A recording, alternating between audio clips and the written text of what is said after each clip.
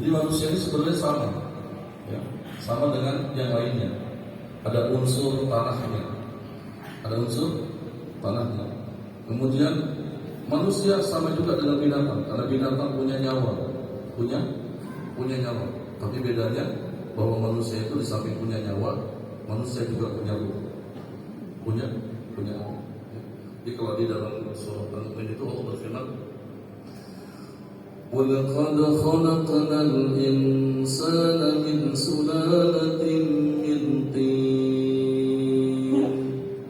Dan sesungguhnya kami telah menciptakan manusia min sulalatin min tin, dari sari pati tanah. Kata Allah, Allah ciptakan kita manusia dari sari pati tanah. Kita minum susu berasal dari mana?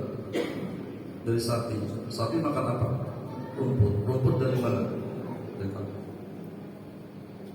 Jadi ternyata betul kata Allah, kita diciptakan oleh Allah dari sari pati tanah. Cuma Allah kemudian katakan, ثُمَّ جَعَلْنَاهُ نُطْفَةً فِي قَرَارٍ مَكِينٍ ثُمَّ جَعَلْنَاهُ نُطْفَةً فِي قَرَارٍ مَكِينٍ. Kemudian dari sari pati tanah itu kami jadikan manusia itu nutfah. Apa? Dari sari pati tanah, bapak kita makan nasi. Nasi itu berasal dari padi. Padi ditanam di mana? Semuanya pokoknya dari tanah. Kita dari sari pati tanah. Kemudian kami jadikan manusia itu nutfah fi qararin makin. Ketika kita berupa nutfah, itu Allah tempatkan nutfah itu fi qararin makin, di tempat yang paling kokoh. Di tempat yang paling kokoh. Jadi dari tanah, dari sari pati tanah kemudian berubah jadi kita nih. Dari sari pati tanah berubah jadi apa? Nutfah. Jadi apa? Fa khalaqna nutfata 'alaqah. Maka kemudian dari nutfah itu kami jadikan 'alaqah, segumpal darah. Fa khalaqna nutfata idhama. Kemudian dari 'alaqah segumpal darah kami jadikan segumpal daging. Fakhalaqna al-mudghata idhama. Kemudian dari segumpal daging kami jadikan segumpal darah, kami jadikan segumpal daging, kemudian kami jadikan tulang. Fakasawna al-izama lahma. Kemudian tulang tersebut kami tutup lagi dengan daging. Jadi pertama unsurnya tanah, summa ansha'nahu khalqan akhar. Kemudian kami jadikan khalqan akhar, makhluk lain, maksudnya makhluk yang berbeda dengan binatang, makhluk yang berbeda dengan manusia.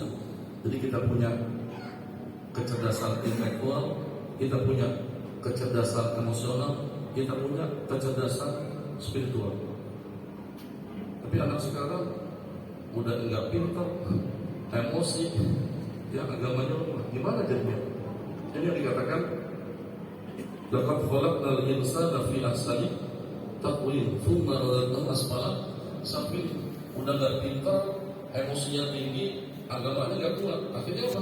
Tsumma radadnahu asfala sampai kami kemudian tempatkan di tempat yang paling rendah. Nauzubillah min dzalik.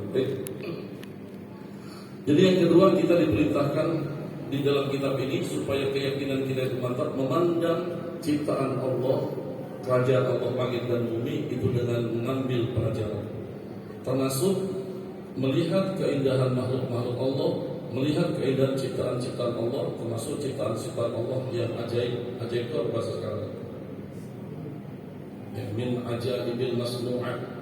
Ya, ciptaan-ciptaan Allah yang sangat ajaib, kan banyak antik. Ya, ya kalau melihat undur-undur, ya undur-undur itu adanya di dalam tanah. Ya, tetapi wa ma min dabbatin fil ardi illa 'ala Allahi rizquha. Kemudian Allah Subhanahu wa taala kirimkan makanan kepada undur-undur tersebut. Bagaimana caranya? Jadi ternyata ada serangga yang hinggap di atas tanah, kemudian tanahnya itu runtuh, kemudian teruruk, dimakan dan disantap oleh undur-undur. Kemudian Allah ciptakan kita nih, kita manusia. Ya. Kita manusia ini makhluk yang paling aneh lagi, paling antik lagi. Kenapa? Karena sejak dulu Allah Nabi Muhammad sudah mengatakan, innahu khuliqa kullu insanin ala sittu salasimi'atin mafsilin. Sesungguhnya setiap manusia itu sudah diciptakan oleh Allah memiliki 360 persendian. Berapa? 360 persendian. Makanya kita kalau sholat duha itu berarti 360 persendian kita bersedekah. Itu duha itu mengajak 360 persendian kita bersedekah. Itu bayangkan, Nabi nggak pernah belajar, apalagi belajar tentang ulama. Tapi Nabi sudah kasih informasi kepada sahabat-sahabatnya bahwa manusia itu memiliki 360 persendian. Berapa? Ada sittin wa thalathimi'atin mafsilin. Manusia itu memiliki sittin berapa? 60. Wa thalathimi'ati mafsilin. 360 persendian. Jadi ternyata di apa yang disampaikan Nabi sekarang itu terbukti kebenarannya. Ternyata memang manusia itu antik, manusia yang antik. Di dalam tubuh kita ini, mulai dari tengkorak kepala kita sampai dengan kaki, itu ternyata memiliki persendian. Persendian itu sesuatu antara dua tulang, tempat antara dua tulang. Kata Nabi, kita memiliki 360 persendian. Jadi di antara makhluk Allah, kita lah yang paling antik, karena kita memiliki 360 persendian. Udah pernah gitu belum? Udah gitu? Bayangkan, itu bukan sesuatu yang sia-sia, pasti ada manfaatnya. Ambil itibar. Wa ila ibadatihi al-yaqin, untuk memberi manfaat akan keyakinan, al-isyaratu, yaitu sebuah isyarat, biqaulihi ta'ala, melalui firman Allah Subhanahu wa ta'ala. Ini isyarat ini dari Allah, mudah-mudahan bisa mendatangkan manfaat bagi kita, mendatangkan manfaat tentang keyakinan. Apa isyarat dari Allah? Ini firman Allah, sanurihim ayatina, kami akan perlihatkan kepada mereka, kata Allah, ayatina, akan tanda-tanda kekuasaan kami. Ini tanda-tanda kekuasaan Allah. Fil afaq, di ufuk. Wa fi anfusihim, dan tanda-tanda kekuasaan kami fi anfusihim, di dalam diri mereka. Di dalam diri mereka. Ternyata dalam diri kita ini ada tanda-tanda kekuasaan Allah. Contohnya tadi yang saya bilang, di antara tanda-tanda kekuasaan Allah, Allah menciptakan untuk kita 360 persendian. Jadi kita punya sendi berapa? 360. Jadi kalau kita sholat duha, berarti 360 sendi kita lagi bersedekah. Hatta yatabayyana lahum, sehingga nyata bagi mereka, annahul haq, bahwasanya itu adalah kebenaran. Ini surah Fussilat ayat 53 lengkapnya. Ini masih sepotong lengkapnya. Awalam yakfi bi rabbika annahu ala kulli syai'in syahid. Itu masih sepotong ayat itu. Awalam yakfi bi rabbika annahu ala kulli syai'in syahid. Ya. As-sababus salisu, sebab yang ketiga yang bisa membuat keyakinan itu menjadi kuat dan menjadi baik. Sebab yang ketiga. Sebab yang pertama menggunakan apa? Menggunakan hati dan telinga. Telinga dan hati itu dipergunakan untuk mendengarkan ayat-ayat Allah. Ya, telinga dan hati itu dipergunakan untuk mendengarkan hadis-hadis Nabi. Itu yang pertama, kan caranya gitu. Yang pertama, kalau kepingin keyakinan kita itu kuat, keyakinan kita baik, maka gunakan panca indera kita, telinga dan hati, untuk lebih banyak mendengarkan ayat-ayat Allah, untuk lebih banyak mendengarkan hadis-hadis Nabi, termasuk membacanya gitu, termasuk membacanya. Yang kedua, mengambil pelajaran dari setiap ciptaan-ciptaan Allah yang diperlihatkan Allah kepada kita. Jadi ambil pelajaran ciptaan Allah yang ada di langit, ciptaan Allah yang ada di bumi, termasuk mengambil pelajaran dari keantikan yang Allah ciptakan di dalam tubuh kita. Ini kan banyak yang antik. Saya kasih contoh, misalnya kita kepingin buang air kecil, atau kita kepingin cuci piring, kotor misalnya piring kita ya. Terus piring itu kita bawa ke wastafel, betul? Di atasnya ada keran. Supaya kerannya itu mengeluarkan air, apa yang kita lakukan? Apa yang kita lakukan? Buka kerannya, maka keluarlah air tersebut. Ya. Manusia itu diperlihatkan kekuasaan Allah di dirinya tadi. Di samping punya 360 persendian, ketika kita mau buang air, kita bisa tahan. Ya, kita bisa tahan. Kemudian setelah itu kita masuk ke kamar kecil. Mohon maaf, buka baju, buka celana dan sebagainya. Terus kita jongkok. Ya, meskipun jongkok, itu kalau kita nggak keluarkan masih bisa nggak ditahan? Bisa. Kemudian keluarlah kotoran tersebut. Itu remote-nya di mana? Itu bisa keluar. Ya, artinya seperti itu. Tadi keran di wastafel itu dia keluarkan air dengan cara diputar. Tetapi ketika kita ingin buang air kecil, Allah perlihatkan kekuasaannya, tanda-tanda kekuasaannya. Itu bisa keluar. Di mana remote yang bisa mengeluarkan air tersebut? Itu tanda-tanda kekuasaan Allah. Jadi Allah itu mampu. Allah itu mampu. Ya. Allah mampu menciptakan semacam itu.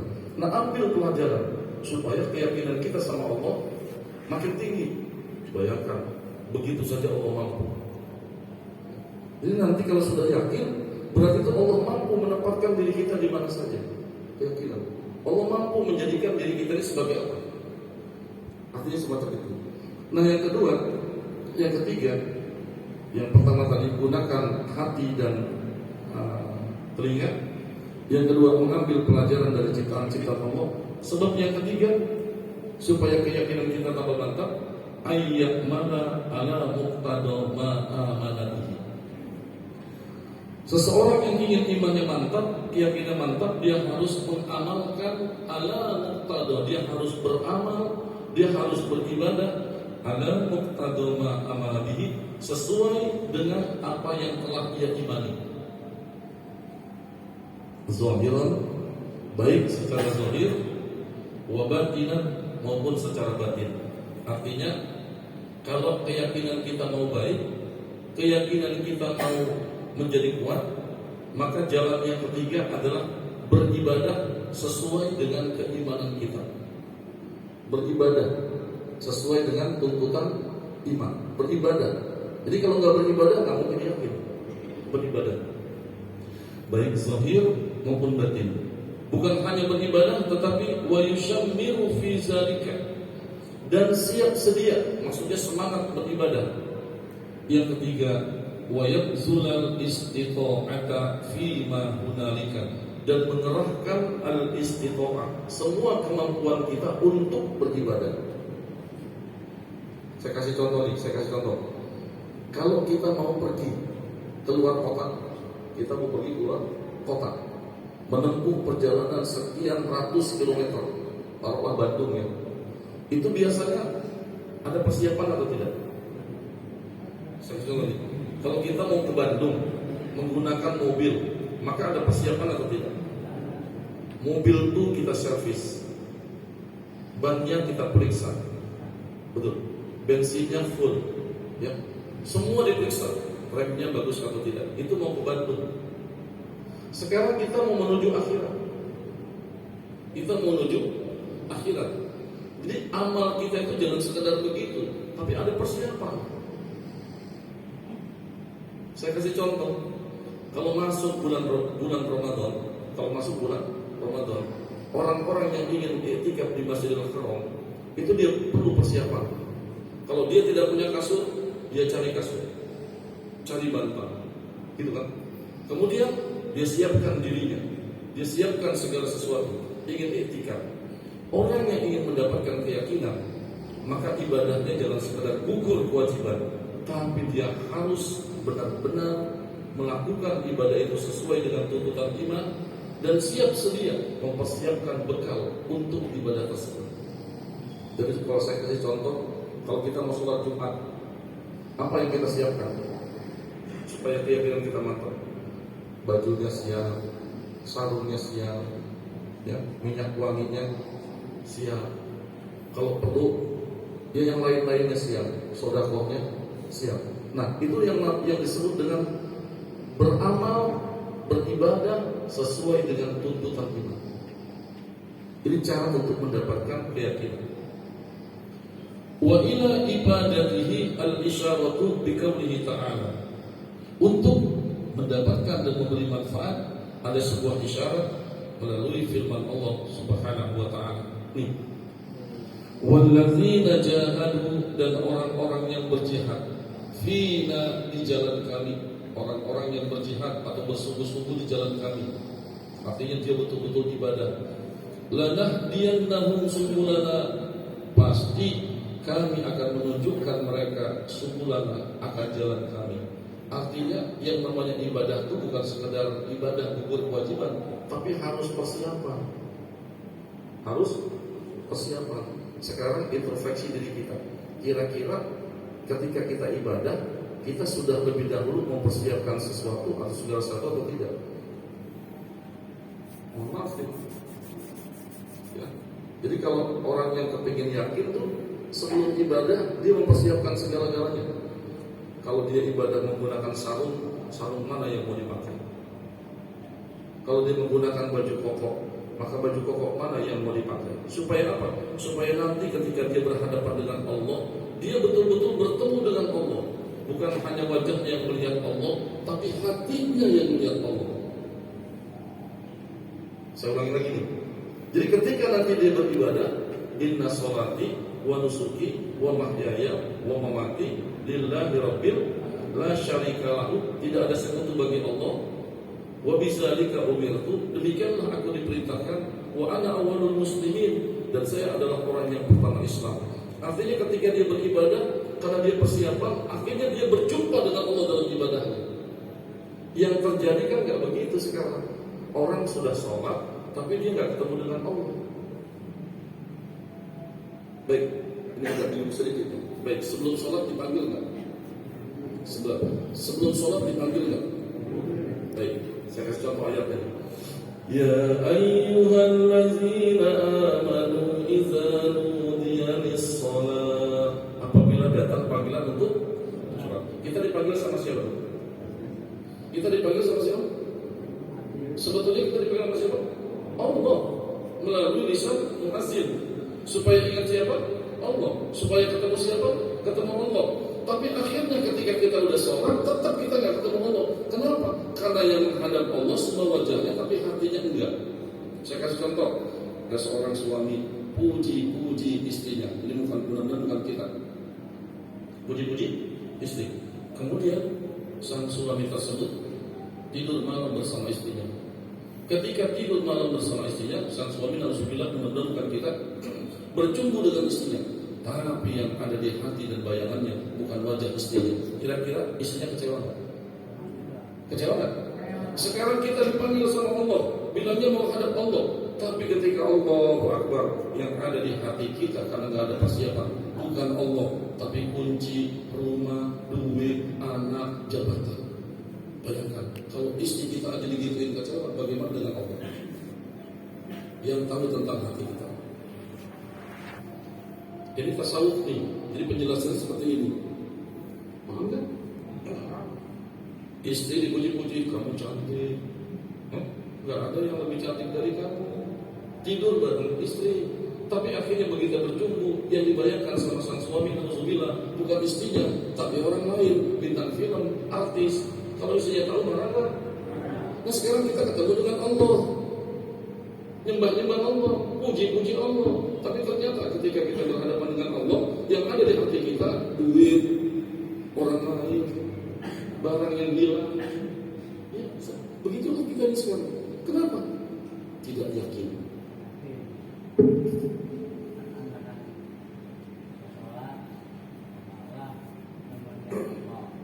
Kalau kita Ya, ini dalil nih. Ya, dalil ini. Betul, dalilnya. Sembahlah Allah. Ya, ka'annahu tarahu. Fa illam takun tarahu, fa innahu yarahu. Ya, salah satu dalil. Jadi maksud saya, sudah berapa tahun kita semacam itu, bahasa orang yang bercinta menduakan Allah. Udah lama begitu kan? Ya, padahal yang bagus itu tidak ada dusta di antara. Mana dalilnya tidak ada dusta di antara kita? Itu yang kita baca. Surah Al-An'am ayat 162. Apa bunyinya? Inna sholati wa nusuki wa mahyaya wa mamati lillahi rabbil. Makanya nanti di sini kita makin tahu kenapa mazhab Syafi'i itu sebelum sholat ada persiapan. Apa tuh? Wat talafuz, melafazkan niat. Ini yang dihajar sama orang Wahabi. Iya, karena dia nggak belajar tasawuf. Ya. Imam Syafi'i nyuruh nggak talafuz? Itu bagian dari persiapan. Usolli fardul maghribi thalatha raka'atin. Itu bagian dari persiapan. Ya, talafuz. Meskipun hukumnya bukan wajib, tapi sunnah. Makanya nanti ada orang yang, mohon maaf, ada orang yang apa ya orang bilang tuh, dia nggak bisa takbir ya, apa yang bahasa sekarang itu, takbir nggak bisa lagi, takbir nggak bisa lagi gitu ya. Was-was ya, ada orang yang was-was kan? Nah, ternyata dibahas juga sama mazhab Syafi'i, sama fikih Syafi'i. Kalau orang-orang yang was-was boleh niat terlebih dahulu sebelum takbir. Niatnya dalam hati sebelum takbir. Kemudian nanti begitu takbir gak usah niat lagi dalam hati, karena sebelum takbirnya dia sudah niat. Itu gak bakal bisa kalau sudah was-was. Tapi oleh mazhab Syafi'i dibolehkan dalam hatinya bilang, aku niat sholat maghrib 3 rakaat ikut imam karena Allah Ta'ala. Allah Akbar. Daripada Allah waladhdallin Allah hajri. Kehilangan amin jadinya. Padahal ikut amin bersama imam, ghufira lahu ma taqaddama min dzambi walau kana mithla zabalil bahri. Dosa kita diampuni meskipun sebanyak dosa di lautan. Ya, lanjutannya wa min thamaratil yaqini. Kalau kita sudah menempuh 3 jalan tadi, 3 jalan ya. Jalan yang pertama apa tadi? Jalan yang pertama supaya kita mendapatkan keyakinan yang mantap, menggunakan akal dan hati ya dalam mendengarkan ayat-ayat Allah, hadis-hadis Nabi, gitu ya. Lebih banyak seperti itu. Yang kedua mengambil pelajaran ketika kita melihat ciptaan-ciptaan Allah. Yang ketiga itu beramal sesuai dengan tuntutan iman. Seperti itu maksudnya. Nah, kalau kita sudah sampai kepada tingkat keyakinan, maka kita akan mendapatkan buah dari keyakinan. Nanti introspeksi diri kita. Kalau perlu disebutkan satu persatu nih, nanti di sini ketenangan dan sebagainya. Nanti kita beri contoh. Kira-kira kita sudah mendapatkan ini apa belum? Kalau kita belum mendapatkan apa yang disebutkan oleh pengarang kita, berarti keyakinan kita masih lemah. Yang pertama, as-sukunu ila wa'dillah. Yang pertama, buah dari keyakinan itu adalah ketenangan. Apa? Ketenangan. Udah punya duit? Sudah. Kenapa nggak tenang? Sudah punya duit? Sudah. Duitnya sudah aman ditaruh di bank? Sudah. Kenapa nggak aman? Kenapa nggak tenang? Kan gitu ya. Kenapa nggak tenang? Sudah sholat? Sholat sama kita tadi juga. Sudah sholat? Sudah. Kenapa setelah sholat kok masih belum tenang juga? Ya. Sudah haji? Sudah. Kenapa pulang haji kok nggak tenang lagi? Kenapa begitu? Nah, ternyata buah dari keyakinan itu as-sukun. As-sukun itu sakinah, ya. As-sukunu ila wa'dillah. dia tenang dengan janji Allah. Tenang, sudah. Tenang dengan janji Allah. Jadi setelah dia tadi ketahui orang yang beribadah akan ini gitu kan. Saya kasih contohnya gini janji Allah ini. Man amila salihan min zakarin aw untha wa huwa mu'min falanuhyiyannahu hayatan thayyibah wa lanajziyannahum ajrahum bi ahsani ma kanu ya'malun. Ini janji Allah. Orang yang beriman kemudian mengerjakan kebaikan. Saya ulang lagi, orang beriman mengerjakan kebaikan. Kata Allah, pasti kami akan jadikan hidupnya bahagia. Pasti kami akan jadikan hidupnya bahagia. Yang kedua, bukan hanya hidupnya bahagia, wala najziyannahum ajrahum bi ahsani ma kanu ya'malun, dan kami akan balas amal dia di dunia dengan balasan yang lebih besar. Artinya, hidupnya di dunia dengan beramal 80 tahun, tapi nanti balasannya lebih besar. Masuk surganya bukan 80 tahun. Nah, orang yang yakin dia akan tenang dengan janji Allah. Dia akan tenang dengan janji Allah. Oh, nanti kebaikan kita misalnya gitu kan, gimana? Enggak. Orang yang yakin dia akan tenang dengan janji Allah. Kan Allah udah janji. Bahasa kitanya enggak mungkin Allah itu ingkar janji. Innaka la tukhliful mi'ad. Enggak mungkin Allah ingkar janjinya. Itu orang yang yakin. Sudah, akhirnya ibadahnya betul-betul mengharap ridha Allah. Tingkatannya bukan lagi mencari pahala, tapi mengharap ridha Allah.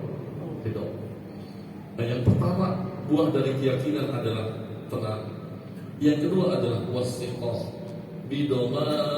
bidomanillah.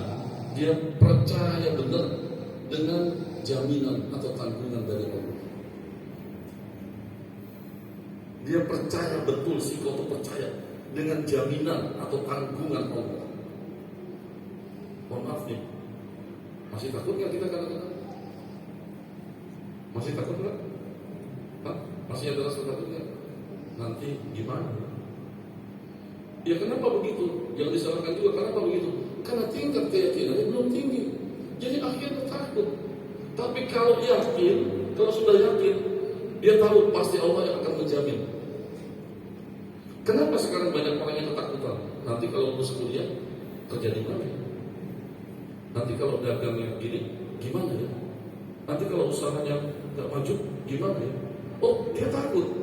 Padahal orang yang yakin itu, kalau dia berbisnis, dia yakin Allah akan bersamanya. Allah akan bersamanya. Nah, ini bersamanya bukan dalam zatnya, jangan salah. Allah bersama kita bukan bersama zatnya, bukan, tetapi Allah dengan ilmunya bersama kita. Jadi dia nggak akan takut. Bahkan di depannya ada pedang sekalipun yang sudah dekat dengan tubuhnya, dia tidak akan takut. Kenapa?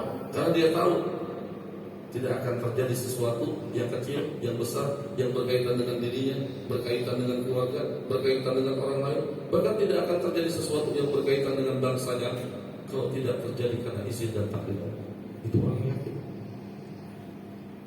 Nah, kita kan nggak sampai begitu. Kenapa nggak sampai begitu? Karena kita belum membangun keyakinan kita.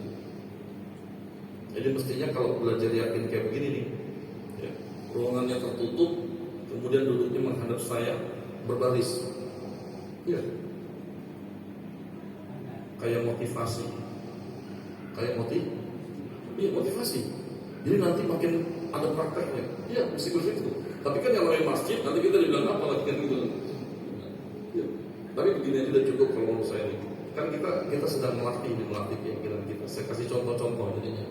Baik, selanjutnya wal iqbalu bikunnihil himmata Allah. Buah dari keyakinan itu orang yang keyakinan tinggi, maka himmahnya, angan-angannya, cita-citanya semuanya dihadapkan kepada Allah Subhanahu wa taala. Gini, ada orang ngomong sama saya gini. Saya tanya anak saya kemarin ngasih pengajian di Liting 86, tentara Liting 86. Di situ ada kasur TNI, ya, ada mantan para, ada kepala bais, tapi perempuan istri-istrinya. Terus begitu pulang, karena udah kenal, Pak Kiai, kalau ada apa-apa bilang saya. Hebat banget kan? Dia bilang kalau ada apa-apa bilang saya, karena dia kan tentara. Ya, enak gak kalau bilang begitu? Tapi hati-hati, keyakinan kita bisa hancur. Kalau ada apa-apa bilang saya. Seakan-akan dia mau jadi jaminan, dia mau menjamin kita, dia mau tanggung semuanya. Gak bisa. Terus saya bilang apa? Nah, iya, mudah-mudahan kalaupun saya hubungi hubungi jamaah, itu bukan saya ada apa-apa, bukan ada persoalan, tapi karena kita ingin silaturahim lagi, pengajian lagi. Tapi orang sekarang kan kalau digituin dia lupa sama Allah. Kalau dibilang kalau ada apa, bilang saya Ustaz. Iya, nanti saya bilang gitu kan. Atau satu lagi yang salah. Kita sudah mantap, kita sudah rapat, kita sudah pertemuan berapa kali, kita sudah persiapan 99% kita sudah siap segala-galanya. Tinggal action. 99%, tinggal 1%. Saya tanya sekarang, berarti Allah itu 1%. Kita berarti hebatan siapa dong berarti? Ini sama juga. Orang-orang tasawuf nggak begitu. Orang-orang tasawuf nggak begitu. Makanya Ibrahim bin Adham, mohon maaf nih, dia bersihkan sandalnya, dia lapar perutnya koncongan. La yas'aluna an-nasa ilhafa. Itu tasawuf itu nggak mau minta. Sampai akhirnya dia bersihkan sandalnya. Akhirnya ada tukang kue. Kemudian tukang kue itu dideketin, dia bilang, Pak, mau nggak barter sandal saya sama kue? Apa? Sandal saya sama kue. Dia nggak mau minta kecuali kepada Allah. Nggak mau diminta kecuali kepada Allah. Akhirnya kata tukang kue tersebut, jangankan ditukar, dikasih aja saya nggak mau, karena sandalnya sudah jelek. Akhirnya karena tidak mau dia berangkat. Setelah dia berangkat, orang-orang bilang gini sama pedagang, kamu tidak tahu itu siapa? Ibrahim bin Adham yang doanya pasti dikabulkan. Akhirnya pedagang kue tersebut bungkus kue, masukkan kue, teriak dia, Tuan, ini kue buat Tuan, gak usah tukar dengan sandal. Apa kata Ibrahim bin Adham? Saya tidak akan terima kue yang bercampur dengan api neraka. Kenapa begitu? Karena kata Ibrahim bin Adham, dia memberikan kue kepada saya bukan karena Allah, tapi menganggap diri saya hebat, menganggap diri saya besar. Ini bukan karena Allah. Nah, ini tasawuf beda dengan syariat dan fikih. Mudah-mudahan keyakinan kita makin mantap.